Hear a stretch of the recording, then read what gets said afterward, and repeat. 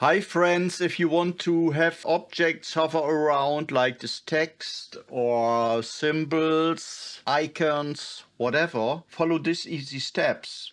So let's get right started. We start from scratch here with a clip. We click on effects. For this example, I choose a text, very quick, stretch it, make it $3 signs, make them yellow, make them big. Give them some attributes, position them a little bit here, and then get right into it. So select your text, right click, open in Fusion page, make sure that template is selected, hit Ctrl Shift, and then search for the camera shake. And here look for this camera shake and add it. Make sure it's connected and then play it, and then you can ease the speed